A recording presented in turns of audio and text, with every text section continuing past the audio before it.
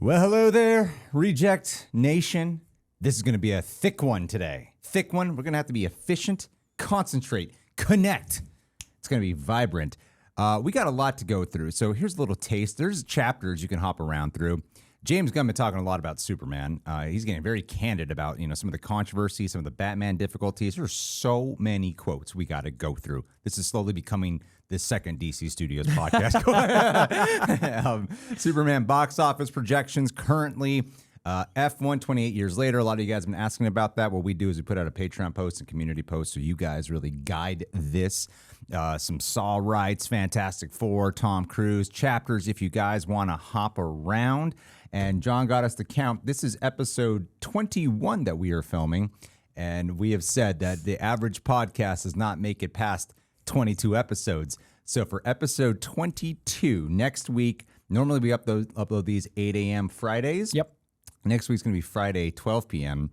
because I'm going to answer a question here from Rick Alt05. I'm curious as if to see this Real Rejects podcast is essentially replacing the weekly live streams you used to do because it's pretty much the same premise. Only difference is you could talk directly to us in the live streams. Actually, there's a variable of differences that we can go through. Well, the first thing I want to say is that for episode 22, we're going to do a live stream. This is going to be live, multicam live. We're going to be at a new studio. Hopefully it all goes according to plan. Our live streams tend to not. They tend to be chaotic. I saw some back and forth there in the comments. We get two very different feelings when doing this. In a live stream, we get such a large amount of questions. The structure's all over the place. We are also feeling a sense like we got to rush through everything that we are talking about because there's another question to come in, another question, and we appreciate and love the super chats, but it becomes about this, and a lot of repetition comes in, and we enjoy them. We enjoy the chaos of it, but this allows us to do something a little bit more formal, take our time, dive deeper. So the conversation that we have is very different than the conversation we have during the live stream. At least the three of us feel that very much so, right? I think you would agree with that. I think the live stream is the opposite show. I think this show is very methodical and emotionally driven. I think that by the nature of sharing it with thousands of people becomes what is the thing? What is the next thing? What is the next thing? And inevitably, and it's not because of Reject Nation, but there is inevitably one or two awful people in the chat that antagonize other good people, and that becomes like a through line. Oh yeah, we get folk. It is easy to fix it, and that's some shit nature. Comments are coming in. Yeah, one person can ruin it for everybody, whereas this is a place of tranquility. Yeah, it's very different vibes. We get two different feelings from it, and we like the live streams, and we want to do more of them now that we're going to have our own space. But we thought to celebrate the fact that we made it past the average. That's what we're celebrating. Beating the average. Yeah, we're now an above average podcast. So keep a lookout for that. Thanks, Rick, all for addressing that. And before we go into the other news, because of what we talked about at the beginning of last week, Gakolov6241 is saying, I'm honestly enjoying the mental health chats. That's really kind. Mental health is such an important topic, and normalizing discussion and taking care is something that needs to be discussed more. Well, I can't wait to show you guys that Impact Collaborative podcast once we're able to launch it. We're getting a bunch shot right now, John and I. If that's your cup of tea, you're really going to enjoy it. But last week I was opening up about a secret addiction that I had formed to kratom, which apparently is very dangerous. I started looking it up after. A lot. Yeah. What did that make it worse or better? It solidified my choice. Okay. So I had my meeting with my therapist, and before we filmed last week, I actually dumped it. And I was like, all right, I'm going to quit. And I was seeing, let's pay attention to my body. The first couple of days, it was a little hard. I couldn't sleep. My heart rate was through the roof and headaches. But after that, I don't know. I kind of credit it to the fact that I'm already very healthy. Sure. You can go through stuff way better when your body's wanting to expend the bad. Yeah, I sweat a lot. I drink a lot of water already. And after that, I can officially say it's been 1 week exactly that I have not touched any kratom, and I was taking it every single day for all this year. So yeah, and I was looking up a lot of. I won't go into the details of a lot of the affects that it had, but yeah, when I was looking up videos, I'm dealing with all this shit. Yeah, so. But a week's a good that's a good marker. That's a week and then a month and then you're good. It's just the process. Now I do cocaine. Well, yeah, you said you want to replace a vice with a vice. I feel like I'm way more engaged. That's why we can do a 2-hour live and one next week. Yeah. Because I need to swing my chair around for a bit every 30 minutes and then swing back around. Sometimes you got to go skiing. Drive right on through. Greg's allergies are going crazy this week. So sniffly. How are you doing today, though, Coy? How are you feeling? Good. We're filming on a federal holiday, and I had a bunch of errands to run, and they kept getting affected by federal holidays. Yeah. Because we don't work normal hours or schedules, so I forget the world is different, because our job. So I had a meeting, and then I did pre-production on another show, and then I had a haircut, and then I needed to go to the post office, and everything has been and it's just so funny that other people have time off, and that time off is causing my day on to be stressful. Yeah. I'm good for you, and I'm standing outside the post office 100 degrees, I needed to get this out. So I just kind of had a manic day of kind of having to pivot my whole week. I have at the present 7 jobs, and when one thing goes wrong, it affects all of them. So with just the act of missing a mailing, I have to change tomorrow and then Saturday, and then I've got to cover a lot of stuff through the weekend. So I'm excited for August 12th, which is my next day off. Congratulations. That's a long time from now. You're not wrong. I'm going to try to take 3 days off in August. We talked about that. And then my grandpa's 80th birthday is in September. I think I'm going to go surprise him. I kind of want to. I've never done a thing where it's the He's family a fanatic surprise. about the podcast, though. Now he knows. Now he knows. Poppy, I'm sorry. I wanted to surprise you. That's our main demographic, 75 and up. Big fan. But yeah, I've never done that cool family thing to surprise someone, or I've never selfishly bought a flight. I've only traveled to see family or done something for my fiance. I've never spent my money on me, and I've been coming into that my mental health is I have a lot of money trauma and a lot of trauma about taking time off. So I want to try to put those together and be I want to take a trip for me, and I want to surprise my grandpa because he means a lot to me. Oh yeah, that'd be great. I want to see how my brain does that. Yeah, I want to see how I feel to choose me. Yeah. So I'm gonna try to do that in September. I think that'll be good. All right, Coy. Well, I'm happy to hear that. John's great. John never has any problems. John had a birthday and he didn't do a thing, and I'm so narcissistic that I'm still confused how I didn't get an invitation, unless he did something and didn't invite me, in which I'm insulted. No, it's actually the opposite scenario. I'm I would be so racked with guilt if I forget anyone that I'm just it's too much to process. If anybody wants to find me and celebrate, I'll happily do so. That's probably healthier. Coy doesn't do anything for him, but he's also a narcissist. The irony. It's a struggle. It's a struggle living this life. It's a conflicting man. Very conflicting. All right. Well, no smooth transitions here. We don't operate that way. And that's another thing. These are more qualitative than a live streams or one shot to 100%. And we're also parallel. I don't see you guys. Every so often be Greg's there. It's not like this. A natural conversation. For sure. All right, let's kick it off. Reviewer O4I says the Superman box office tracking just came out a few minutes ago. So this is your yesterday for you guys, our today. It is now projected to earn $135 million during its domestic opening weekend. Okay. Batman v Superman opened at 166. Man of Steel opened at 116. So this is at 135 in the middle there. Okay. Pretty solid. Yeah. I mean, if you adjust Man of Steel for inflation, it's probably a little bit higher, but if we're at a different period then, right? I'm coping now, Coy. Yeah, I'm coping. Take the copium, Greg. Me acknowledging reality is coping. But back then it was different. The excitement of what could be, and there wasn't even a conversation about superhero fatigue at that point. It wasn't even a possibility then. Yeah. And now it's such a can we sustain comic book industry? So I think this is actually a pretty good number. Also, pre-pandemic, the movie theater, beyond even superhero movies, the movie theater has changed. A lot of people don't go to the movies in the same way, and streaming has really ruined things. So I would say that's a solid number. I wanted to make $1 billion. That doesn't seem like that's a bad number to get to that lofty goal. Everybody says billion, it's so casual now, but very few movies have made $1 billion. There was a point where $1 billion was a rarity and a thing to be celebrated. But then we had a bunch in a row, and now it's back to being rare. But I think people remember the bunch in a row. Yeah. Somebody's hey, yeah, that makes $1 billion. But $1 billion is crazy. When The Dark Knight reached $1 billion, that was insane. It was the talk of the year. So I think it still has the potential, but I do think this tracks between those two. That seems fair and right. Yeah. Yeah. Well, also it's about the legs, right? Yeah, I think second weekend's a bigger deal than it's ever been.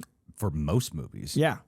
So much of the time we put emphasis on the opening weekend, but second weekends can be. I love those stories more. Yeah, drop off's only 30%. Yeah. That's crazy. Whereas Captain America opened big, but then Yeah, Thunderbolt, same thing. The one that emotionally affected me when I was younger, the one that like stood out to me in my consciousness was Elf. Elf like did not open well. Yeah. But the word of mouth was so good that it eventually climbed to #1. Yeah. And then it had long legs. Now it's a classic. Fight Club bombed.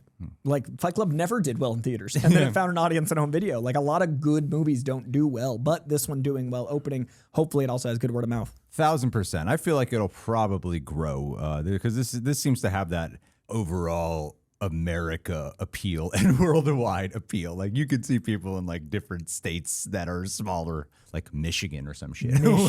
Yeah, But they're calling traveling you the out, Michigan. Yeah, Detroit. They're also traveling the world with it. Like right now, they're in I think Manila. Like Marketing's nuts. yeah, dude. I'm like so excited about this summer of just like The marketing looks more expensive than the movie. it looks a lot. Like they're doing a lot. Yeah. And like David cut his hair. He looks great. So handsome. Love the haircut. Buzz cut. And jealous. Looks like I was working out the other day. Fun story. I was working out. I was doing bench press, and I can't bench that heavy before anyone says any shit. I can't. And then as I was like doing like I was supersetting, and then I see someone waiting for me, and I'm like, "Are you waiting?" And then it's like, "Take your time." I'm like, "That's fucking Sebastian Stan." Right there. He looks great with a buzz cut. He's got a shaved head. And I was like, "No, you can take it. You can take it." Yeah. Celebrity love. I'm leaving. Bye.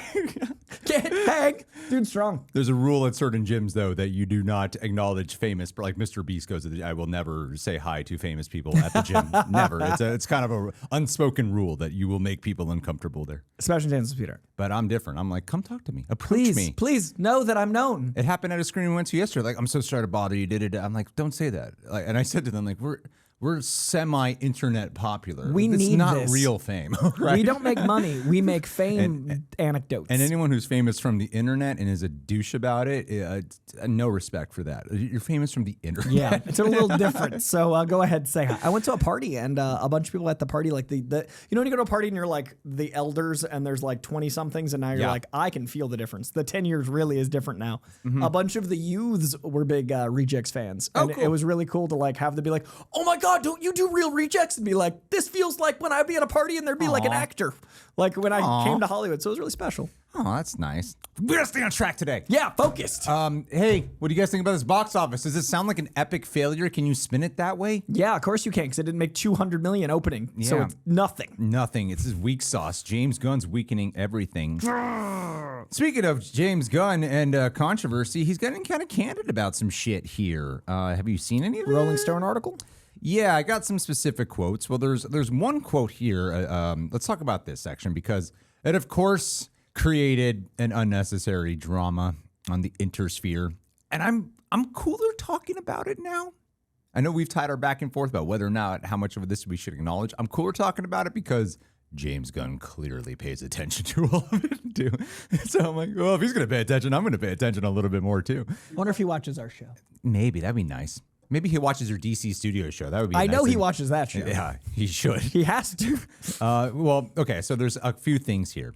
Superman vulnerability, the visual effects shot. He had said some things about Marvel, and then some things about Batman. We're going to have to go through a lot of this stuff. Okay. So the Superman vulnerability. Let's go through this one first. There's kind of a lot to read here. There are things that I know I don't explain that I don't even want to say out loud, but I wanted Superman to be vulnerable. I see the online things. Who would beat whom? Homelander or Superman or fucking whatever. Adam Warlock or Brightbird. And I'm like, this is the fucking stupidest conversation. Like, so then whoever would win this fight means that they're the best because I'll just go out and write Godman who can destroy you with a wink and I win. I win all the fights forever, but I didn't want a Superman who could punch planets. And also, we're creating a whole universe now. So what's a girl with wings going to do in the face of that? So he's a little less powerful. Green Lantern or Guy Gardner's pretty effing powerful. They're all pretty powerful. Honestly, and talking to people, a lot of people are like, I like Batman better because he can actually be beat, and I get that. So we have a Superman that can be beat. So in other news, he's making Superman a bitch. Yeah. Did you hear this? Fallible? That's what he is. He's a bitch. I don't want to relate to my characters. Super bitch. I want to look up to them and admire them from afar. Is not Ultraman a character? Okay, so Superman has had many iterations. Superman has been around for 80 years plus. Superman is a character that, I mean, nearly 100. Superman is a very long-running character, and depending on who's writing him, beyond just which decade you're reading from, it's going to have different a level of power depending on the arc, even within a writer's long, if they've got a run on Superman. I think the ones I personally connect to most are the ones where it's a character that I can identify with in any way, because then you go, wow, this character that is stronger than us, which he inherently is, that is larger than life, is still relatable, and I can connect to them wanting to be good. If someone is so removed from you and they do something good or wholesome or for the betterment, but you don't identify with them, it doesn't really affect you. It doesn't really matter. When people that are very different than me make a choice, I don't go like, what would I do? Because I don't relate to them at all. So when you've got a character called Ultraman and you've got a character called Superman, they're not characters called Invincible, because spoiler alert, we got that guy. So I think it's important to have there be a plausible deniability while still being true to the character. And that's the line in the sand, is whether or not it's true to the character. If they make Clark Kent, fragile and make Superman even more fragile, that's not Superman, but that's not what he's saying. So I think this is more how I see the character. I have not seen the film as of now. And I think that it is a very tricky thing for James, because both Man of Steel and his Superman are going to have people that argue this is Superman. And guess what? That's how opinions work, because they're both right. That's the character. Yeah. I mean, this is a conversation that we've been having for a while. That's why we like the two opening shots that he's done, which did create a controversy of Superman looking like he's been beat and hurt. That makes you connect. You watch a guy rise from circumstances that are beating him down. That's the only way you really feel inspired, is overcoming challenges. And what I love too is the consideration of how he's speaking to the bigger part of the universe. You think about Justice League, and a lot of time you're like, well, they have Superman. Superman could take care of most of this. We don't really. He's as fast as Flash. He's as strong as Aquaman. Stronger than Aquaman and Wonder Woman. Do we really need that? Even in Zack Snyder's Justice League, which I adore. What happens when they're fighting Steppenwolf? Suddenly Superman shows up and he's there to just taking care of all that. There's a reason they had to kill him and take him away for a long time. Yeah. Because that's the character. Because that leaves them feeling more vulnerable to Steppenwolf in that movie. Yeah. But when Superman's around, it's not as vulnerable of a situation, because that is the Superman who could punch a planet and everything. So they had to invent kryptonite. You know what I mean? Like, kryptonite wasn't in the origin of Superman. It came later. Oh, I didn't know that, really? Yeah, it was part of the radio show. Kryptonite was invented to give their context to having some adversity in the radio show. So, that's a newer thing than Superman is, because you need to have adversity. I like the idea of vulnerability of it being kryptonite, because that's the thing that brings them closer to home. And a lot of the times people with trauma or weaknesses, it's the things that make you a little bit more closer to family. Like sometimes people, when they experience a family trauma, they disassociate from all family because it's a reminder. So there's kind of this cool metaphor. When I was reading Birthright, I started picking up on that. Read Superman Birthright. Holy crap, what amazing. a book. That's easily my favorite Superman comic I've read so far. I got to read, what's the next one? A Superman for All Seasons. I can't ever remember the title. For All Seasons. For All Seasons, yeah. I'm going to read that next. I'm going to try to power through it, because I'm invited on a very special podcast that I can't announce yet. But I'm going to try to read it beforehand. But yeah, he also couldn't fly in the beginning. Oh, wow. Superman could leap tall buildings in a single bound. He couldn't fly yet. Yeah. So these are things that people are like, that's not Superman. He evolves. No. I think having a little bit of, because he still looks insanely powerful in the trailers. He's incredibly powerful, but you need a way to root for him, as opposed to, you won't feel stakes if he's not vulnerable at all. Right. And if it's only he needs kryptonite, then he becomes repetitive. And I've always loved that Superman's, to me, biggest weakness is that he's trying to be everywhere at once. And that still sounds like this is part of it. Like when Superman is knowing he's trying to be all these things, I think James is going to bring that to it. Yeah. Okay. And then the next thing, he's talking about the visual effects shot, the one that when we launched this podcast, when there was a bunch of people shooting in wide. Yep. People getting mad. So I don't exactly know what the exact question was here, but I got the quote. No, I didn't think it was so much. It was a TV commercial, and it wasn't a finished visual effects shot. So the part of him flying, it was a photograph of his face and him flying. It was a photograph of a drone flying in front of an actual background. So all the pieces were real, but it was incorporated in kind of a funky way. I didn't love the shot. So it's not even the shot that's in the movie. Sometimes I'm pretty strict about when I'm going through a trailer and looking at each of the shots. And sometimes the commercials, I forget to look at this closely. So that one kind of got by me. Coy, I'll ask your thoughts. I have thoughts, but what are your thoughts? I'm of two minds. One, it is tricky to put out as much marketing He's as bowing down to the haters, right? that was my first. I mean, that was my second. That was gonna get no, but like when you're doing as much marketing as this film has to, it is tricky when that's like your first look, and that is a hard position to be in. Of like, I'm making this movie, I'm overseeing this universe, I'm writing this thing, I'm working on Peacemaker, but that's the job right now. Like he's overseeing a universe while working on a bunch of projects himself. And we were talking about how that's like a very daunting volume of like Kevin Feige doesn't direct, Kevin Feige doesn't write, like he's just the producer, and that's already too much. So, this does sound like something that slips, and I'm sure that affects him. Like I'm sure he's not thrilled that a commercial came out. He's like, oh, that's our first look. But at the same time, my other thought is, to me, it was so clearly a wide angle lens that when I think of like anything in movies, like when you've got an anthropomorphic or anything that like alters a visual, it clearly like David isn't cross-eyed. So like to me, I was just like, well, yeah, they're not done yet. So like I wasn't affected by it. And I remember us talking about it. I was like, oh yeah, not done. And so this kind of tracks with what I thought happened. It's just great to have it confirmed. Like, I think it's smart to say so. There's probably part of them that's like, I don't want to say I didn't see the shot, but the other part's like, it wasn't done. Yeah. So I get it. Yeah, because I remember when we were talking about it that I was playing more of the opposite angle of that opinion of like, well, if you're going to put out this first look, I mean, it's really important that you nail this shit down. And if I can understand why people were kind of, who are not being forgiving or giving those kind of caveats that you were just talking about. What I appreciate about this is he's acknowledging the oversight that he had. So much of the time now, directors this seems to be like a war with like F the audience, sometimes things get interpreted that way too, like F the fans, and that they don't really care to acknowledge. And this is the problem with woke Hollywood, that they don't listen to things. What do the people want? We're the ticket buyers. Yeah, exactly.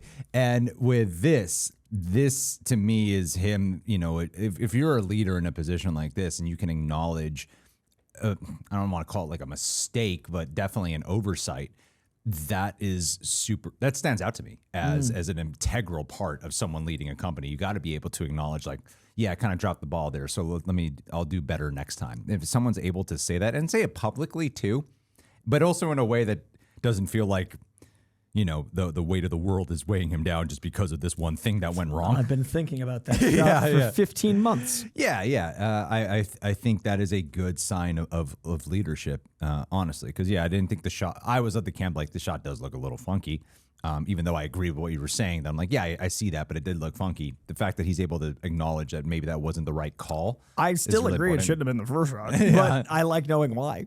Yeah. It's confirmed. It's weird. It's a shot's so popular, it's not even going to be in the movie. Yeah, I mean, if that's not the vision, I like when a director can not like keep it for the sake of its imagery. Like, it's good that it's like, I didn't like it, we don't have it. Yeah, that's true. Actually, we saw it 28 years later, and I noticed that too. There was a really famous shot in the first trailer that is not in the movie, actually. Yeah, I loved that movie, but I definitely like when it ended, I was like, wait a second, there was a beat. What? Yeah. There was. We won't say what it is, but okay, that's a fun one. Thanks, James Gunn, for that. Do you think Superman's a bitch? Leave your thoughts in the comments. Let us know. Do you think Superman's a little pansy? Where's his underwear on the outside? Stalling for time as this page is loaded. Here we go. H10. He said, Gunn's recent comments about Marvel and his ideal version of Batman. Hope you guys are doing well. Thank you. So, which one do you want to do first? Marvel quotes or Batman? You call. Let's do Batman. Let's say Superman Batman. Okay. So there's two sections to the Batman side here. DCU Batman, Matt Reeves Batman. Let's break it down. Batman's my biggest issue in all of DC right now, personally. And I'm not writing Batman, but I'm currently working with the writer of Batman and trying to get it right. Because he's incredibly important to DC, as is Wonder Woman. Batman has to have a reason for existing, right? So Batman can't just be, we're making a Batman movie because Batman's the biggest character in all of Warner Brothers, which he is. But because there's a need for him in the DCU, and a need that he's not exactly the same as Matt Reeves' Batman. Yet, he's not a campy Batman. I'm not interested in that. I'm not interested in a funny, campy Batman, really. I think I have a way in, by the way. I think I really know what it's. I just am dealing with the writer to make sure that we can make it a reality. What are your thoughts, Coy? This is what I've been saying for a year. It's not going to be Matt Reeves' Batman. It's going to be Matt Reeves' universe with the Penguin and all that world building, and then a Batman where it makes sense that he could coexist with Crypto. I don't want to undermine all of the world building in the Penguin and the Batman by having things that are so larger than life. That's the cool thing about the character is you can pick up Detective Comics and have a tone. You can pick up Batman, have a tone. You can pick up Batman Dark Patterns and have a tone. You can pick up Batman Superman World's Finest and have a tone. And these are just 4 of the 8 books that are Batman right now. He is the most popular character, so you can do versions of him.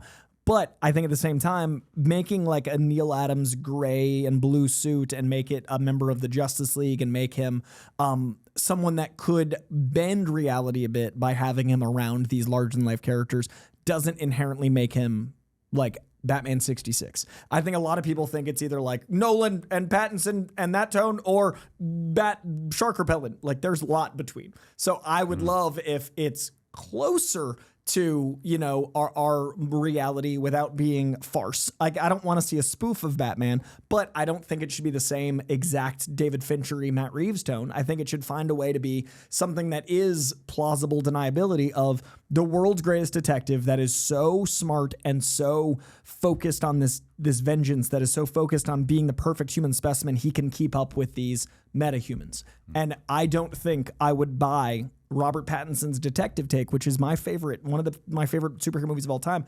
I wouldn't necessarily buy him in a world where, you know, Hawk Girl flies by. So I think this is the best answer, and I think that him acknowledging it's not going to be full camp is great and a relief. I never thought it was going to be, but I don't think we should put those two worlds together personally.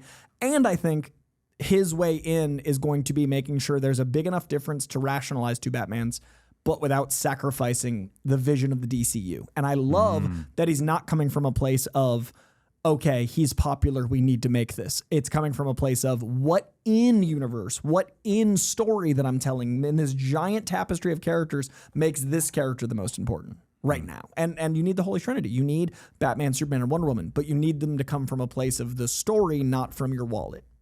I hear what you're saying, but no. But he wants to make Bat money. Come on, man. No, I like what he's saying. It does pose an interesting thought process, though. And as you were talking, it's a thought that I actually didn't dawn on me until right now. How if you have 2 running Batman, one in the DCU and the Matt Reeves one, and then in my mind, I'm thinking the DCU Batman should be a little bit more akin to like the Batman, the animated series Batman, or the Arkham games Batman, one that's a little bit more heightened, more martial arts-y, like just basically Robert Pattinson, but heightened more. You know, it seems like it would be a really easy thing to go, well, this is definitely the very real world. Now let's do the fantastical world, but we can't go campy. So I imagine it's a very hard line that they have to find, because whoever they put then as Batman for the DCU automatically lends itself to a comparison to the other running Batman at that time. It could very much well be like, if you have a Batman that is like an Arkham Knight one, there could be audiences that are going, well, this Batman can clearly kick Robert Pattinson's ass. I'm not as interested in the Robert Pattinson one. Or it could be the flip, where you do go more fantastical or whatever, and then you have a Batman who's really, you have a Batman who's like, you know, cool, technically cooler, but maybe not as appealing to audiences. People don't enjoy the performance as much, and they're like, why'd they do this? We have Robert Pattinson's right here. They should have just used Robert Pattinson. So the struggle, I feel, is what he's talking about of trying to crack the right code of the middle ground. This could take a very, very long time. Like, I don't even know what the solution, like, we have ideas of what they could do. I'm going, yeah, embrace more of like the Arkham video game side. That would probably be your easiest bet. But then will that diminish the reception, though, of the other running Batman elsewhere? Like, for us, it wouldn't, but for audiences, would it? And I'm going to segue us into like what he talked about here when he was asked about the Matt Reeves part. He said it would be a consideration. We'd have to think about it. We have to think about it. It is not like we've never discussed it. I would never say zero, but you just never know. But it's not likely. It's not likely at all. And it's not canceled. We don't have a script. Matt's slow. Let him take his time. Let him do what Matt's slow. It's such a, it's just. What a flippant, like, I'm just going to say it. It's like, is that a passive aggressive way of being like, hurry your shit up, As his boss, I'm going to put this in writing. Yeah, damn. People are blaming me for what this is now. Let me take his time. Let him do what he's doing. God, people are mean. Let him do his thing, man. I don't know what it actually sounded like when he said it. Just reading it sounds really God, funny. people are mean. Let him do his Like, job. he just sounds exhausted. Wouldn't you be answering the same question for like months? And people are jerks about it, and they keep saying, people already blame him for so much of this stuff, like the Snyder World not happening and all that, blah, blah, blah. And then now I think they're passing judgment onto why the Matt Reeves' Batman universe is taking so long to develop. But it seems like when I read stuff like that, it seemed like there was a point where there was never a consideration. And it seemed more of a flippant. Never say never. But now it seems as if the vibe I'm getting is that there's a bit of a consideration because it would make things easier ultimately for everyone. All the conflict you just said is real. Like all the levels to play. I think it would sacrifice both a little. Unfortunately, right? Like it makes the meshing of the universes work better. Yeah. It makes it easier to follow for audiences. But then you got the MCU problem where you're making everything work. You're cramming it all together. Where like Elseworlds is a strength of DC Comics. And if they're building out an Elseworld, if they're developing the idea of Elseworlds, let a strong one that's already started go being an Elseworld. Yeah. Because as soon as you're like, it's got to fold into here, then all of a sudden every movie you make should. And that's Marvel's problem. How do you feel about that last comment's like kind of tripping me out? He really seems like he's getting defensive here. I just think that he's a very candid dude. And I think that he's just so sick. I mean, I'm sick of hearing this question answered. I can't imagine being so sick of answering it. Every time we talk about Matt Reeves' Batman, everybody's like, it's gonna happen. And this is his job. He has to answer that question every day. There's probably people in DC studios like, why don't we just do it? Yeah. I don't know that, but I assume that if everyone's saying it, it'd be frustrating. And part of what he's been doing the thing is he has a plan as a leader for this company, but a lot of times when things are growing and shifting, it's like that's why the studio is such a good show. Yeah. Because I could see him running into situations like that where, oh shit, I put out some messages, but the reality is I have to make a couple of sacrifices going against what I originally said we would do. He's also a creative that's used to he directs and does his own thing. So now he's overseeing and that's a lot of pressure. Yeah, he puts out a lot of ideas. But ideas aren't cemented things that they're going to be doing. And as a creative, you kind of bob and weave throughout the entire process. Yeah. So it's a weird position the guy's in. I don't envy it. I do not envy it. To the Marvel points of what he was talking about. Over at Marvel, they've been pretty open about the fact that they realize what's going wrong over the past few years. They put out too much stuff. And longtime Marvel exec producer Luis de Esposito said that privately to me. Ooh, I don't even know if it's really their fault. They were under a corporate mandate that wasn't fair, it wasn't right, and it killed them. We don't have that mandate at DC to have a certain amount of movies and TV shows every year. Not yet, James. So we're going to put out everything that we think is of the highest quality. We're obviously going to do some good things and some not good things intentionally. We want to do bad projects. But hopefully, on average, everything will be as high quality as possible. Nothing goes before there's a screenplay that I am happy with. And then, of course, complaints, because James Gunn moved his lips up and down.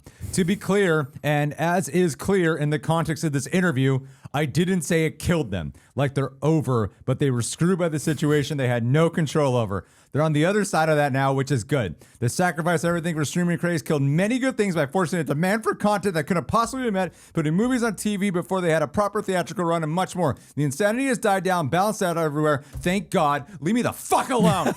You didn't say that. That last sentence. What's going As someone who is very streaming averse, I think this is kind of I think Marvel represents, because of how big they are, the macro to a very, very big problem. The micro to a very big problem. You can zoom in on Marvel and see a lot of the issues with the entertainment industry because they're the big thing. Yeah. So I think streaming is often content, not art. I think that you need to make sure if you are a studio making art, your art should be art and not fodder. And so when you've got mandates, when you've got certain expectations, you're already going to have all that in the nature of show business. By the nature of making a movie or a show, there will be mandates. There will be certain expectations and dates and budgets to hit. But when you then go, okay, triple your output and you don't get the resources to really do it. When you have 2 movies coming out that start shooting a year apart that are at least 2 weeks apart, I worry about the CGI of the one that started shooting a year later. Like Fantastic Four literally is coming out 2 weeks after the Superman movie, and it didn't start shooting until Superman was almost wrapped. That's crazy for those visual effects artists, but there's a certain expectation of output. So I think Marvel is learning. I think they have learned. I think they're pivoting. I think Thunderbolts is great. I hope that we get a great Fantastic Four and going forward, but I think when they were trying to do characters that weren't as well known because they were trusting in their brand to such a level that it caused some recklessness. I think when the volume was that high, I think when they didn't have showrunners, I think a lot of the things that like other companies have too, but the other companies aren't as big. Like they don't get as much press and notice because everyone compares to Marvel. So I don't disagree with his statements. And I think that it's a really good opportunity for the DC universe to learn from the mistakes that were made in a post everything has to go to streaming world. And selfishly as a movie theater guy, I'm glad we're noticing because it's been bad. Well, something that came out today that I totally forgot to put down in the show notes because you said Thunderbolts. I was like, oh yeah. July 1st. Is that Jake Schaefer is officially confirmed as of today to be directing the X-Men movie. What? Yeah, it's officially confirmed today. At least that's what I typed in, and it looks like Deadline. That's comic book, huge. Comicbook.com. And apparently after 2028, they might go back to 4 movies a year. Jack Schaefer doing X-Men is huge. Right? That's the, wait, is he the one who did Thunderbolts? She? Jack Schaefer did Jake WandaVision. Schreier My did God the damn. Thunderbolts.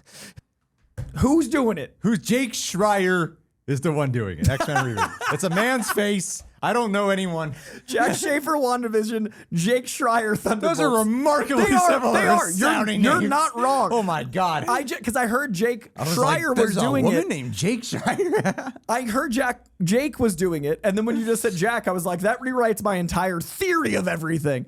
Jake Schreier of Thunderbolts is a fantastic director, very different tone.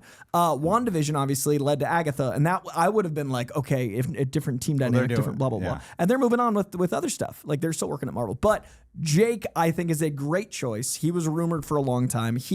I think, have you seen Thunderbolts yet? No, it's coming out on digital July next 1? week. Okay, well then in vague terms, the team dynamic and the idea of trauma is very important to the X-Men. So I think as directors go, there is a very linear line here of like, this makes sense for this director.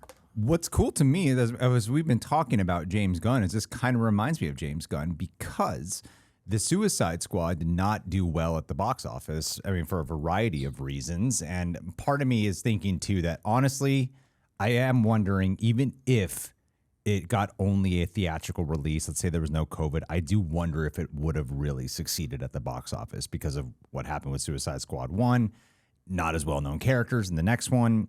So part of me does wonder that, even though it seems like it's loved, but it's not really talked about, even though it's like my favorite of that era of DC. But then he got brought on to do the bigger parts for DC. Yeah. And same thing with Thunderbolts. Thunderbolts did not break even. It didn't, but it's got reputation, and that is better for long-term success. And they still tapped him to do this. Rewarding the art, not the business, exactly. is great. That's what reminds me of the James Gunn situation, of what they're paying because attention X-Men to. is huge. So if anything, there's kind of a big learning lesson from that. The fact that the movie Thunderbolts, yeah, sure, it didn't break even, but people loved it, and that's what we need as a director who can work with this terrain. Yeah. You know, a lot of times it's easy to go, this movie made a lot of money, give that director it. That's not what they're paying attention to. So to your point of like James Gunn talking about how that mandate affected everything and how Marvel's learning, this is a sign that they are learning to me, even without having seen Thunderbolts. I totally agree, and I think it's an interesting sign, timing-wise, of they know X-Men is the biggest brand they have right now. They're trusting in a director, even without the finances backing it. That's a really good sign of like, we know your art. Also means he had a great pitch. Means he has a vision, right? Because you don't go like, hey, your movie was good and it might have lost money. You can stay with the company, but here's our biggest franchise ever. It's like, okay, now also what is your idea? Because you're in the house. Like we're taking these meetings. So I think that's a great sign for whatever Jake wants to do. Also, really, really nerdy, articulate guy about the art. Like I talked to him I reported at the red carpet for the Hollywood Reporter, and he and I had a really good conversation about comics. And he casually dropped like issue number references, and I was like, that is rare, even amongst like nerds. Like that's a really impressive thing. Like you clearly love it in a way. So at the same time, like there's a difference to me when Russo brothers did Winter Soldier versus working on an Avengers movie. You have a lot more bigger vision and other heads to appease in a moment like that with all the structuring. And I feel like he's kind of he might run into a similar situation with that. Like Thunderbolt sounds like to me he was able to fulfill a vision he had. Yeah. And I think X-Men, it's huge. I'm wondering if he will be allowed to fulfill as much of vision as he wants. I mean, Marvel can't even seem to get Blade done, So Which I'm is wondering, insane. Like, will this really Be the that vision? is my like skeptic side of it. Like I see why attaching him to do it makes perfect sense to me, but when you're dealing with X-Men and they have to incorporate that and it changes the world, whether it be a meshing of multiverses, whatever the hell they're planning on doing, there's a lot more different strings he has to work with now of whatever that secret board meeting that Kevin Feige has in the woods or whatever. It's also like being a showrunner because like you're shaping a universe that's going to expand into multiple movies. Yeah. Like you're not just doing X-Men. You're doing X-Men. Is that going to be X-Men 1 of 3 and then X Factor, X-Force, Generation X? Like what else? Because they're not going to do one X-Men line that's going to spread. So what tone are you setting in this new leg of the entire company? Also the one that Kevin Feige's most personally invested in. Also the one that has the most brand awareness of arguably any new character. Also the one that is probably going to have the most other things tying to it from Secret Wars. Like you've got the hardest job right now. Man. X-Men movie's finally happening. And, that also is a big moment. But that's strange to me. It doesn't feel like it's taken off that piece of information. I didn't know it. I typed it in and it's like, yep, it's real. This should be like trending. That should be our headline. Breaking news. This should be that should have been our community post questions and our Patreon questions where we put out. And I didn't see anything in there, at least at the time of like polling stuff. I think Marvel can get back to a good place. I don't think any Westerns never came back to scale. We like Westerns, but like I don't think they're that distant where like Westerns kind of died all the way and then came back. But I do think we have to look at the superhero phases as changing. Yeah. And I do think we're entering a different age of comic stuff. I think they're they are positioned where they probably have to do some type of soft reboot. I think X-Men is a new Avengers type team, and I think that's smart. I also think those are brand aware characters. And it's weird because it does seem like it's the exact thing James Gunn was talking about, of that problem of that mandate that occurred, because that is what changed everything for the genre and Marvel in a not positive way. And the DCU looking so comic-y and vibrant and big, I feel like is changing things again. Yeah. All right. Well, damn. Crazy. Ooh, yes, I didn't put that down because we didn't get asked any questions about it. That's nuts, dude. But as we were talking, I was like, wait a minute. There's a big story there that I forgot about. So thanks for jogging my brain there. J Jones 5817, is the lack of publicity and marketing for Ironheart concerning for Marvel's confidence in the project? Absolutely. No, normally we'd see the stars in late night and lots of commercials and promo, but it feels like they did little with Echo, just dumping it without much fanfare while Fantastic Four continues its marketing push. Obviously, it's a holdover from the previous era, but it seems like we should be getting a bigger marketing push. Look, guys, no, they want you to forget about this as soon as possible. Dumping it in two chunks. Dumping it in two chunks, and there was reports too that I had someone from Disney even tell me that it was supposed to be like 3 and then 1-1-1. I heard it was 3-3. You and I had a long talk. Yeah. We looked it up. We found out it was 3-1-1-1-1, and then I was like, what? So it was clearly like in flux and then dumped. Yeah, but weirdly, they did try something, which is they had Robert Downey Jr. The Good Morning America thing. Clearly, Robert Downey Jr. did not do this of his own volition. Sounds to me that he was asked, and he was like, yes.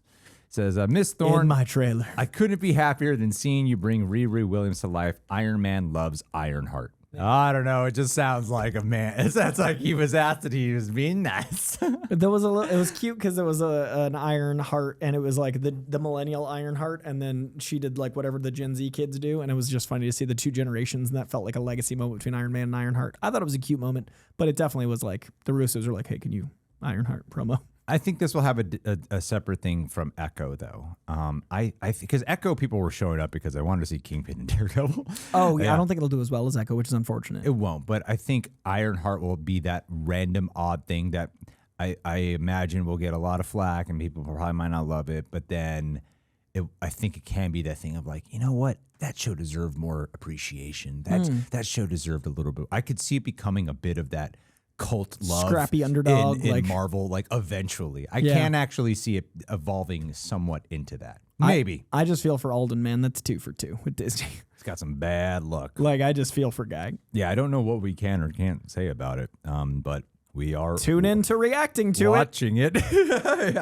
It's a show with episodes and characters and a story and visuals and sounds. Tune in on the 24th for our thoughts. I mean, we've talked extensively about that specific topic. I did want to acknowledge it because then, as you're talking about Fantastic Four, in your comment, Jay Jones, Kevin Feige did confirm the events of Fantastic Four will lead directly into Avengers Doomsday. See, I think talks like this with that, confirming that it's going to lead directly into Doomsday, the X-Men, I feel like the hype around this conversation Marvel kind of needs, and I don't really think it's happening. This is a big thing. It's obvious that it would, as we would know, that like the average Fantastic Four, person, Doctor Doom, of course. Yes, it would. But if they're really this makes it sound like this is essential viewing to watch the next Avengers movie. Yeah. Like you have to watch this to watch the next Avengers film, the big one. And I think they should really be pushing that kind of information. The X-Men announcement, they should really be pushing that. Things like this should be kind of taken off. Even if it's obvious, it should be taken off. Things like this should be announced at Comic-Con. Should be, yeah. In a month. It's like putting that out there would suddenly make it feel like there is an importance and an urgency to watch this as soon as possible. I don't know what level they're showing up at Comic-Con. I know that Fantastic Four is coming out the week of Comic-Con. I know they're that not going to be there, right? They're not doing a Hall H panel as far as I know. Yeah. I heard they weren't.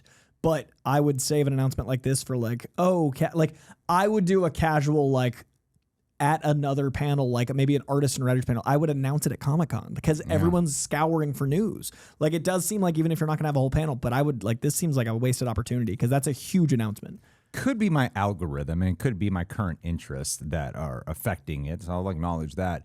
I don't feel like the Fantastic Four marketing has been as strong as it can be. The biggest thing I've seen in the last month is a clothing thing they did. Like they unveiled the merch and they flew a bunch of creators to New York to like, they literally paid for people to go look at clothes. Yeah. And that's the biggest I've seen, but that's because a bunch of my friends went. I don't even know if I'd see that if it wasn't for my algorithm. Yeah.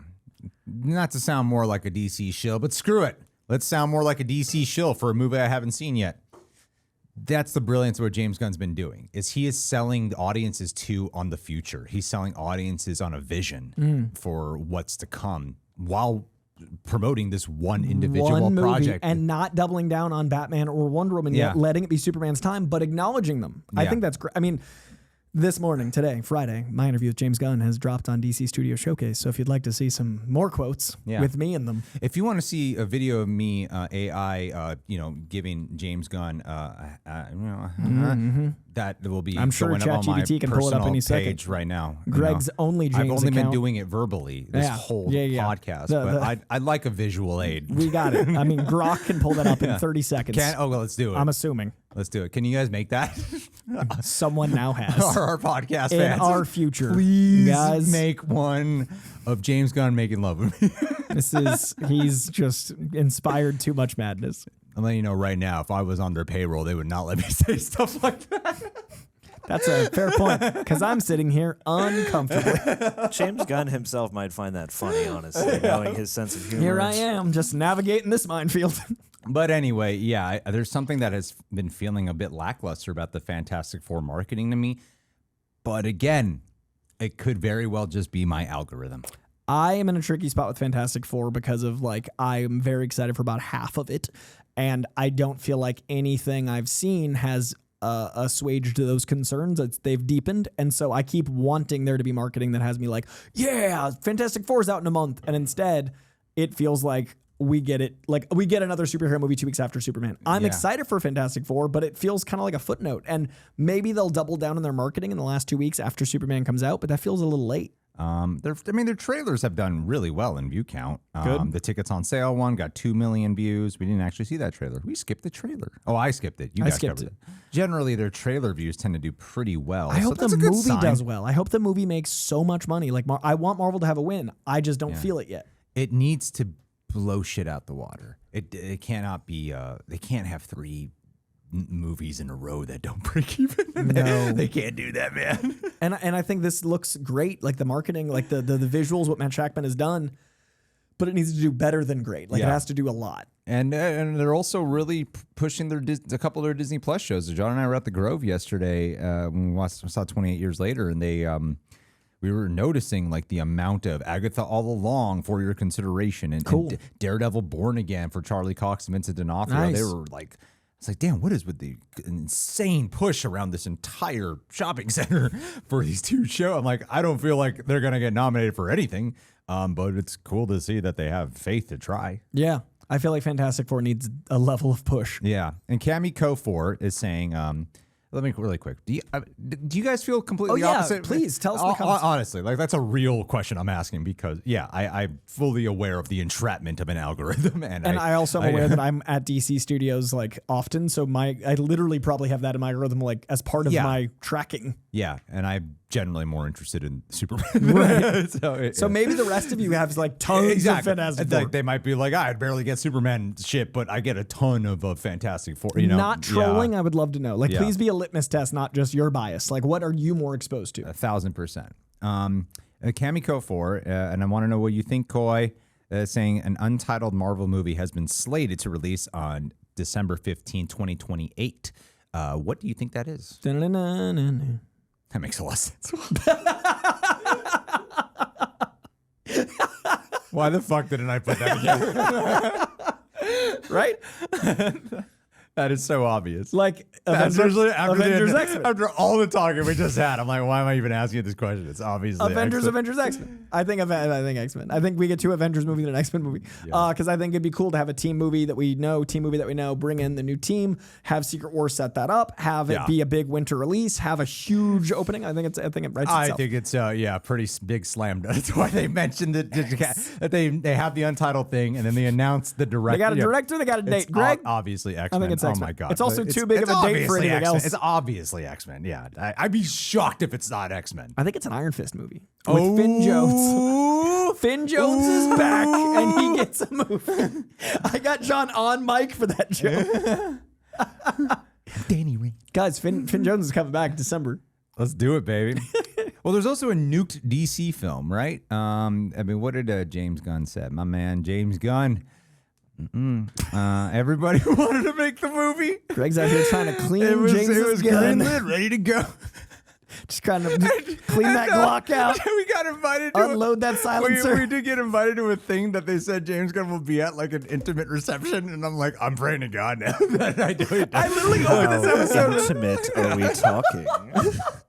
Like, I opened this episode. It's like, I hope James watches, and I've regretted it every minute. I'm gonna be since. that weird fan that just pulls up my phone and be like, "Hit play." Hey, what do you think, man?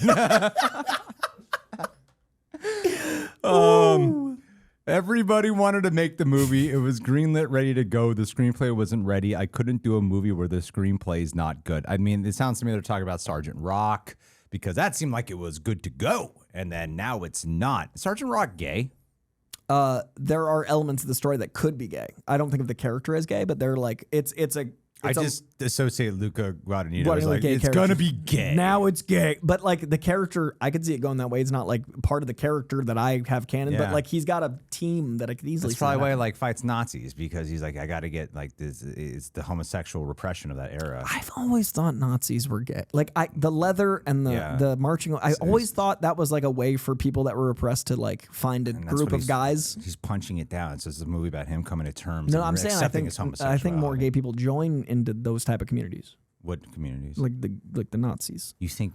Wow, what a statement! Like repression. You just made. Like, oh, you mean people who don't accept it? That don't accept that they are. Oh, you mean like the hardcore like certain religious folk who are obviously like, you know. Yeah, I think that's what it is. Those are two ways to go. Get into certain controversies in the news that get buried. Because you know, certainly not that. And then they go abomination. Yep, and that leads to more. Yeah, I think that. I get what you're saying. You know, and he could be the Sergeant Rock could be the rock hard baby. Yeah, I think Sergeant James Gunn.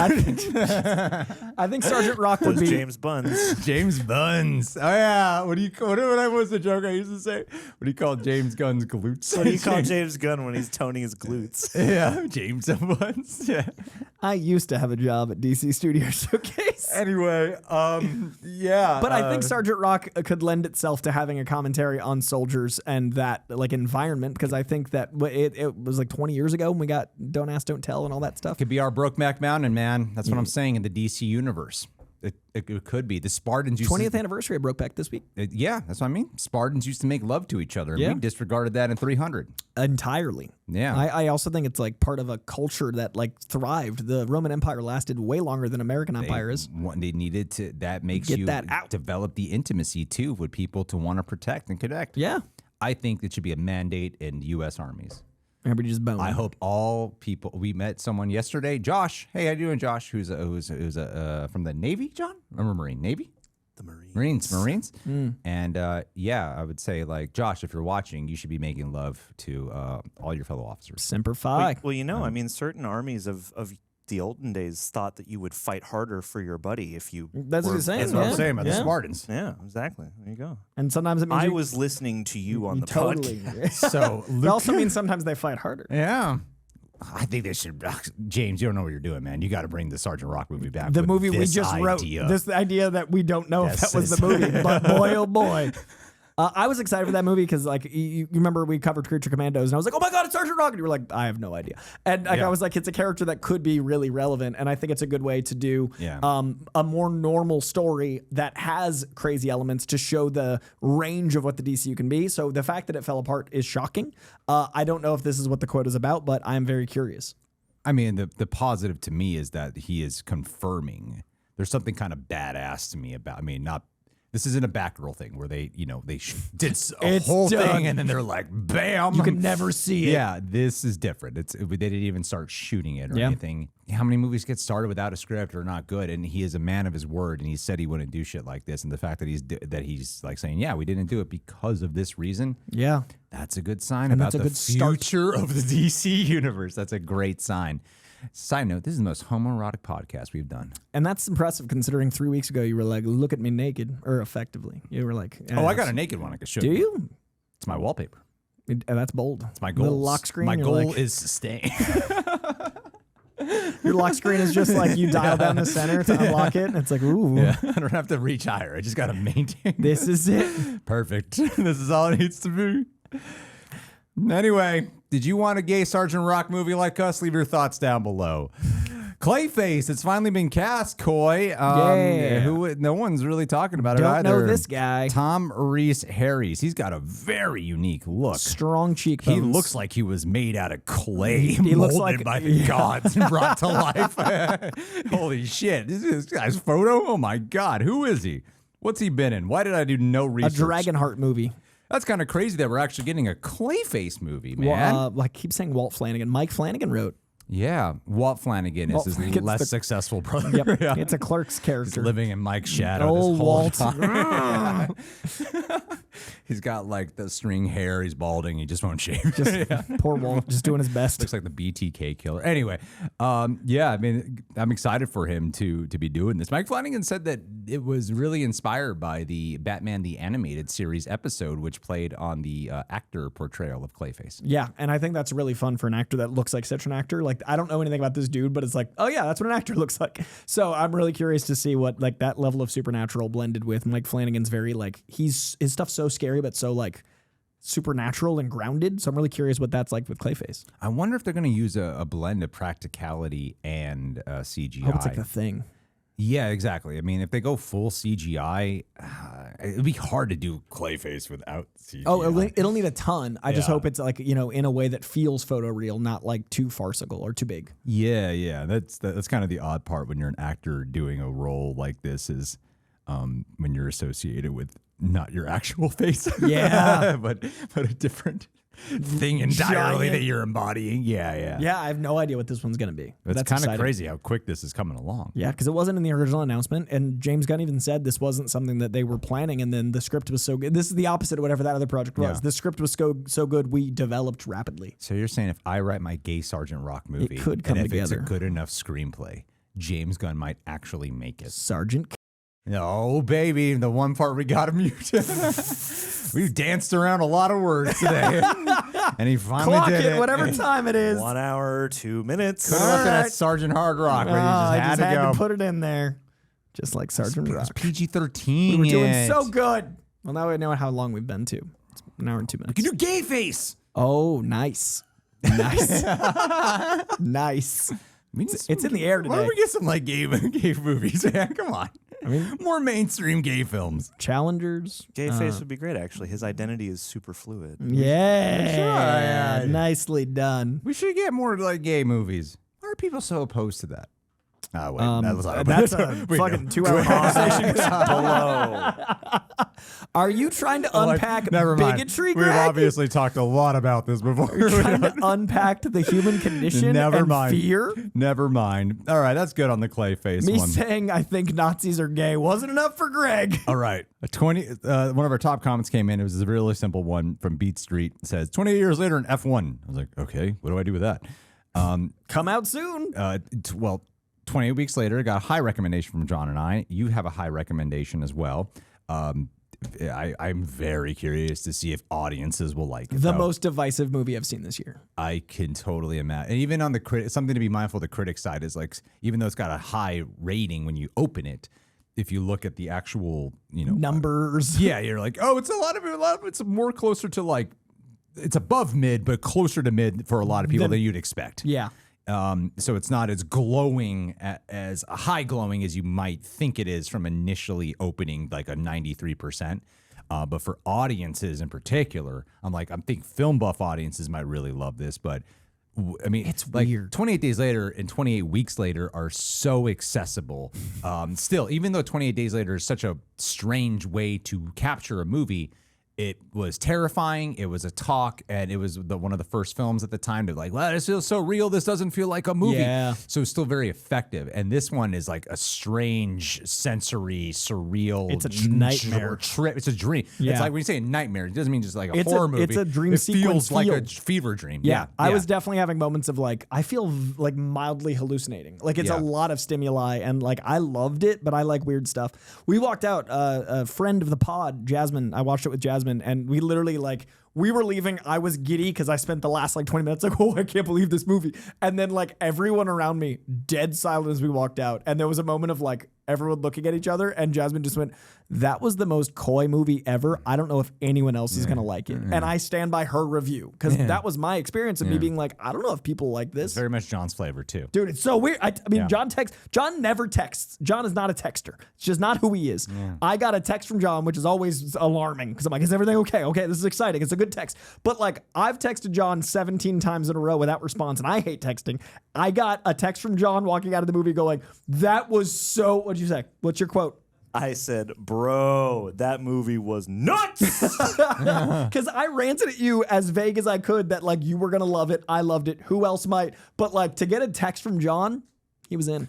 It's strange. People will walk in expecting it to be the part 3 to the trilogy, but really it's definitely a part 1 of a new trilogy. Oh, they've greenlit. Yeah. Like, what's crazy? Do you know this? Do you know how they greenlit this? I mean, they finished. They're almost done with 2 right now, right? And 3 happens if 1 and 2 do well. That's what I wanted So, to talk like, about. Yeah, that's what I want to talk Okay, about great. with F1 and 28 Days Later, because both are original films. I like, even though this is like an IP already and is a sequel, it's with the way it is and the fact that Sony let Danny Boyle and Alex Garland like, sure, we'll produce your like very weird society movie that feels like a strange nightmare you had after the pandemic. Yeah, let's freaking do this. I'm going to go through some numbers here. F1, you gave a high recommendation to me. Yes. Yeah, even that's at 80% on Rotten Tomatoes, which is surprising to me. I don't think it's as good as Top Gun Maverick. I don't think it's as rewatchable as Top Gun Maverick. I think it feels the most like I've felt leaving a movie in that movie theater summer feeling since Top Gun Maverick. Okay, so I'm going to break down some numbers for you, okay? F1, Brad Pitt movie. $200 million production budget. Some reports claim 300. Break even point. Roughly 400 to 500 million if it's $200 million, $600 to $900 million if it's $300 million. Opening weekend projection at time of recording this is $30 to $40 million domestic. 30 to 40? It's not high, It's missing a zero. but but it's Apple. they can lose money. Apple can lose, and Apple right now I think really cares about getting prestige quality around their streaming service. And Apple is they're weird because if it's not something they think in high regard, they just put it on Apple.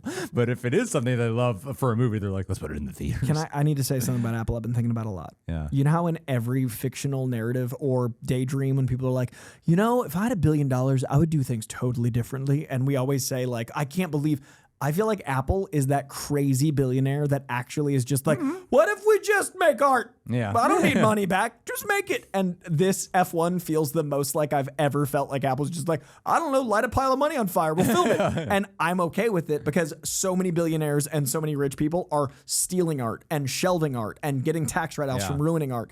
And Apple feels like they're like, I got to see a cool movie. Like F1 is that. And I like that more than I like parts of F1. And I liked F1 a lot. This has to make so much money, though. It's not. It's not. I don't think it'll break even. But like I said, there's a bigger, like we've been talking about, there's a bigger end game here that they have. Whereas with 28 Days Later, the production budget is reported to be between 60 to 75 million. So break even point is 150 to 187 million. The opening weekend projection is currently between 28 to 45 million dollars. They both have equally steep hills to climb because that's I mean, I think legs wise, F1 has the summer. Obviously, Superman's going to dent it, Jurassic's going to dent it, all those things. But like, it's going to be one of those movies that people want to see through the summer. 28 is very like a certain audience. That's an expensive horror movie too. It's so weird. It's what we're saying is like weird and strange. It's also very much a horror movie. 1,000%. I would not disregard that genre. Sometimes you walk into these horror movies and you're like, okay, that was a drama about grief with some horror. This is a horror. This is like a horror movie, and so I think like with horror tends to be pretty big, but horror tends to not be made for this much money. This is a blockbuster horror budget, and like I hope it has the audience because I think they deserve it, and I think hopefully what I'm hoping is that budget includes some of two. Yeah. I'm hoping they filmed, like, because Nia DaCosta is doing the second one, and I'm a huge fan of her Candyman, and it made decent money. And I think maybe if that budget includes some of two, then they can look at the average. Yeah. Yeah. Oh, my God. Terrible producing skills. Our patron, pal, Kaczmarek, he did say it seems like a lot of people are saying that 28 Years Later is a good film, just with quite a different vibe from the original, and that it clearly sets up a bigger story. And on a cliffhanger, do you think it might hurt the box office, therefore the chance of the third movie getting financed? Yeah, maybe. I don't know. I think that ending note was going to be very divisive for people, and that determines what you leave people feeling says a lot, And the movie has you feeling a lot, and up and down and up and down and left and right, and you're like so stimulated, and then it still pivots. Yeah. Like the movie is already so like, to have the end be that crazy felt weird on top of the weird. And so, but I'm excited for two because of the ending. I don't want to say much, but I mean, it's like it's a bit of a tonal sell too. Yeah. that might have people, because one thing I was trying to forewarn people about is that some people might watch that movie and think, oh man, what the hell? It's just a part one. It doesn't complete it, but it does complete character arcs. Yeah. So it does complete the journey of the specific story they're telling, but it very clearly does something that's like, we're making a part two. Yeah. And they could have even done that as like a post credit if they wanted to, but like it's long and great and awesome and weird, but like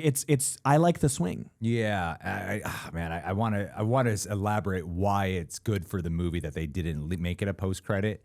But it would definitely be a spoiler if I said anything, so I'm not going to. So next Friday live, maybe if someone will ask. Yeah, do it. Ask. Set us up. Do you guys think these will do well? I mean, this is like crazy stuff. I'm excited to see how it plays out. These are two crazy numbers in a crazy time for movies. Oh, Jesus Christ. But I waited to see both of them before I made my top 10 in the first half of the year because I assumed they'd make my top 10, and they're both worthy of that. Yeah. They're both great. Well, moving on. Hassanel 2010. Well, I forget. Have you seen any of the Saw movies? 1 and 2 back when they came out. Well, Blumhouse. Leigh Whannell direct the new Blumhouse Saw movie now that he and James Wan have creative rights again. This excites me a lot. So James Wan and Leigh Whannell, two powerhouse names right now in the directing field. They started off in the industry with the first Saw movie. Leigh Whannell's in it? Leigh Whannell's the co-star, and he wrote it, and James Wan directed it. and then it became a massive franchise. I don't think Leigh Whannell stayed on, right, John? Like for anything, I know James Wan left, but Leigh Whannell didn't stay on either. Like he wrote the first 3. Oh, he wrote the first 3. Oh, yeah. I forgot that. Okay, so Leigh Whannell's but Leigh Whannell eventually found his way into directing. Yeah, he was mainly just a screenwriter / actor for a long time, and now he's a well-regarded director. Even though Invisible Man was not the reception that people were not Invisible Man, Wolfman was not the reception people were hoping for. I mean, he's done Upgrade, Insidious 3 people liked, Invisible Man, so I think he's done enough films to be more like, hits than misses. He's a pretty great director. And I think his miss, like I liked Wolfman more than the average, but I think even people that didn't like it could see merit in it. I think I think he'd be a great choice. And what James Wan said is that Saw holds a special place in my heart. Coming back to this world with a fresh perspective is both thrilling and deeply personal for me. This will mark a significant creative return to the Saw franchise for the first time since the early days, and I'm very much looking forward to embracing the original spirit while pushing the legacy forward in bold, unexpected ways. I mean, it kind of sounds like a general statement that he didn't write, but it's the PR team did a great job telling him. Yeah, it's a good statement. But that's the weird thing with the Saw franchise, and I think John might agree with me on this, is that it seems like every Saw movie lately has been like, we're going to take a new direction. We're going to take a new direction. It's been like that 3 movies in a row. And then the last one was the first Saw movie to get great reviews. It got great reviews. It sets up a sequel. Even though it's a prequel, it still sets up a sequel. And it's like I said, it was the first one. I was like, wow, this is kind of like loved by audiences and critics. This is unusual for Saw. And now it sounds like they're not going to follow through with that and they're going to start something different again. The divide that I have is that at the end of the day, what they did set up with the last one is a sequel to a prequel. This sounds like they wouldn't be doing that shit. So even though I'd be disappointed of them not following up, I'm excited with the OGs, the ones who actually created this. That doesn't mean it'll be good. Doesn't always mean it'll be good. Sometimes you get a Ridley Scott wanting to make a bunch of random sequels, and then you get a Danny Boyle want to make a weird like, sequel. all right, I'll show you guys something new, you know. So I hope this is more of the Danny Boyle and less the Ridley Scott. I like that parallel, and I think we won't know until it's out because they're such bold filmmakers. They could make a bold swing that doesn't work, or they could make a bold swing and like have a brand new Saw franchise. And I think James Wan would love that. Like, I think we might leave Tobin Bell even. That's my point. He's not. I mean, how do you do Fellow Kids is only going to last so long. That man can only put on so many hats and try to be 20. And like James Wan, you know, he was doing the Aquaman movies, and in between that, he did *Malignant*, and that was like such an experimental film of his as well. I think James Wan, especially after what happened with Aquaman, I think he's itching to do something that is that's his, creative and weird, and he's got a good relationship with Blumhouse, and these two are like clearly best friends. Yeah, I would. And Blumhouse could use a win of a new franchise. Like they're killing it, but like how great would it be if they have Saw and it takes off and there's 10 new ones? How great would it be if there's like a cinematic universe? Yeah, a shared universe of haunted dolls and Saw. And we did like an animated movie about that puppet. Yeah, we do a prequel and a sequel and a spinoff, and we call it Ballerina. Oh, I love that. John Wick prequel, John Wick sequel. Saws, only women. Lady Saw. Dude, Ballerina's dope, though. All female victims, the male bad guy. Yeah, because woke. Yeah, a white buff guy. Yeah, gotta be. The guy who was playing Clayface. That's him. Yeah. He's so handsome. Great cheekbones. Anyway, are you guys excited for this? Tom Cruise, Oscar, Cadden Finch 3343 says, Tom Cruise is officially getting some weird Oscar. They're giving him the honorary Oscar for his commitment to our filmmaking community, theatrical experience, and to the stunts community. Can I say something first, Coy? Please. Conan O'Brien is returning to host. He's my hero. My hero. No one else in the industry I would say is my hero. He's my hero. Tom Cruise and him once did a bit together. Did you ever see it where they're like driving around in a car? I did. I forgot about it. Yes. So funny. Yeah. and like people forget how funny Tom Cruise can be. Yeah. Because he's so like he seems like such a serious, crazy guy. Yeah, but he brings the same intensity to comedy, though. Yeah, he's great at comedy. But what excites me about this is I feel like Conan would want to do some type of crazy bit with Tom Cruise. I would love to see Tom Cruise on the podcast, first of all. Conan O'Brien Needs a Friend. That would be not amazing. our podcast. I mean, it'd be great to have him here, sure. Tom? But Tim and Conan would be amazing. And I feel like this would give that opportunity and to do like bits together. That's the thing. But how do you feel about Tom Cruise getting this award? I think that the stunt Oscar is so overdue that it could easily start with Tom Cruise. But It's so weird. Do you know what I mean? Not Like, actual stuntman. I mean, he is like, but it's like, let's go with Tom Cruise. but do you know what I mean? Like, I feel like this is the response to that. Is we're getting a stunt coordinator, like we're getting a stunt award finally, and I feel like with Mission Impossible coming out, a lot of people will be like, Tom Cruise, like he's changed stunts. I think this is so that doesn't happen. I think we need to give an actual stunt like team an Oscar. So this is a great way to have it be like that and Tom Cruise. And I think they are doing the stunt thing now, aren't that's they? what I'm saying is I would be afraid that with the Mission Impossible stunt awareness, it would end up being Tom Cruise's. Yeah. So it's good to give another one to Tom Cruise because he has. I mean, he's done the impossible. He's the movie star that is keeping theaters open. Like when you think Tom Cruise, you think stunts and his love of the theater and then his movies. So I think that the Academy, which is about motion picture arts and sciences, should honor him. Like Angela Bassett got one the year after they didn't give her one for Black Panther. So like Tom Cruise should get one after 40 years of them not giving him one. He's been nominated. He's never gotten one to my knowledge.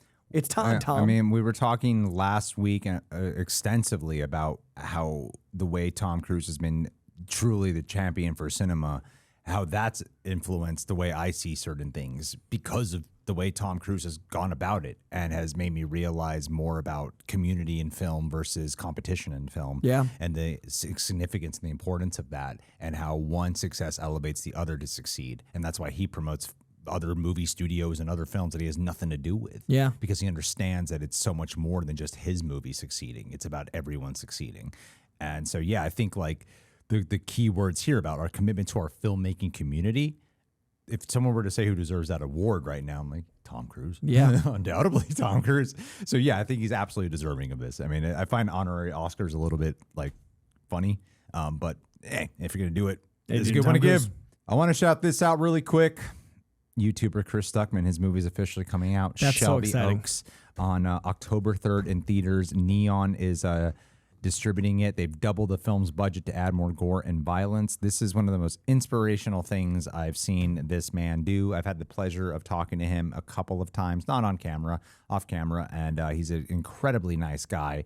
I'm so thrilled for the fact that he changed his YouTube channel so he can pursue which led to a lot of backlash for him. I don't know if you know about any of this. I don't know about the backlash. I've met Chris a few times, and I'm so happy for him, but I don't know about the backlash. It was that he didn't want to do reviews anymore for films that he didn't like. Like he was very intentional about that. Like I do. So now when he puts up a video, it's like, oh, he must like this movie. Oh, that's yeah. funny. Yeah. So Okay. that was part of it, and he's had like a lot of big reviews that were like clearly about not liking stuff. But so sometimes he just skips reviewing stuff altogether. That's big because he didn't like it. Yeah. But I think people miss that side of him. But he did that because he knows he's going to be playing in the field with these people now, and he cares more about that.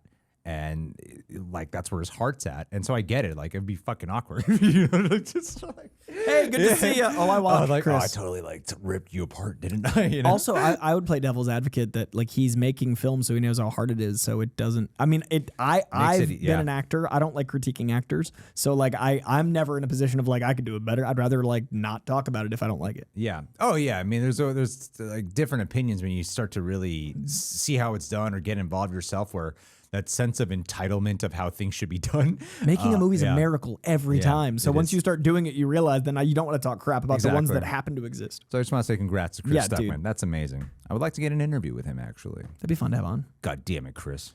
Tori Jerry. Oh, perfect question for Coy. I've just now been starting to get into DC since the new Superman is coming out. I've seen a few movies, Wonder Woman, The Batman, but none more than that. What would you recommend I watch in order for preparation for Superman, or to watch in general as I begin my DC journey? Watch, I would say the Chris Nolan Batman films are pretty exceptional. I would watch... I really liked the Suicide Squad. If you want to watch stuff that is in Superman tone, Superman the Animated Series is pretty slept on. I'm a big Smallville fan. I know the rest of the cast has referenced Smallville as their inspirations as well, so I would say Smallville is probably tonally pretty similar. I think the best Lex Luthor we've ever had is Michael Rosenbaum, which is Smallville's. So if you've got time, Smallville's pretty dope. I'd read Superman for All Seasons. I would read Superman Birthright. I would read Whatever Happened to the Man of Tomorrow. I would read All-Star Superman, which James Gunn has referenced in his imagery. And I would, one last rec, something weird. I would read Animal Man. It's one of the best comics in modern comics, and it's so out there that it might lead you to other weird comics. So try one weird one, Animal Man, Grant Morrison.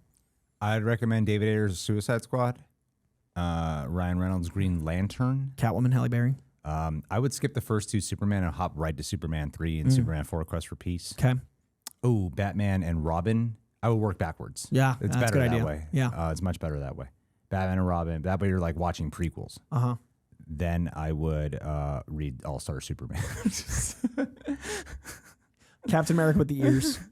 I'll say on Superman Birthright, what I was telling Coy is it is one of the few comics I've read that not at one point felt like homework. It felt very cinematic the entire time I was reading it. I did not want to put it down. It's such a driven book. Its pulse is awesome. Yeah, it would keep me up. Yeah. I really loved it a lot, and it's probably one of my favorite comics of all time. I misquoted the comic I was telling you about, by the way. It's Lex Luthor, an unauthorized biography. That's the title, and that's the one with the big portrait on the cover. It's so good. That makes more sense. Last question of the day, Cody Enos. Greg has mentioned how difficult copyright claims on YouTube and how Patreon helps a lot. If it's okay, do you mind expanding on that? Like if you're doing a franchise that you know will be claimed, what makes you continue to do it? Does watching on Patreon help better than watching on YouTube? The support of the financial part on Patreon does really help a lot. That's the part that helps offset it. Because those are like watch-alongs where you sync up. But with copyright claims and stuff, I mean, a lot of times it's just like a lot of fighting, a lot of battles. I don't really know how to explain it. Like we do a lot where we do like several edits, and then it's fine. Like, hey, it's good. And then we make it public, and then they're like claiming a bunch of different claims, and then sometimes they hop right to copyright strike or blocks, which is a real pain in the ass. We're doing everything we can to like abide by the rules. And then YouTube changed a lot of their ad systems, which has really affected the income part of it, which I don't feel super comfortable talking about because I will say on the smaller scale, on my side, I've lost 68% of my income with the ad changes. So I'm a smaller channel. On my personal page, I'm down like 3/4 almost. That's why we really appreciate the page. We always have, and Patreon saved us when it was even worse. It was when it was harder.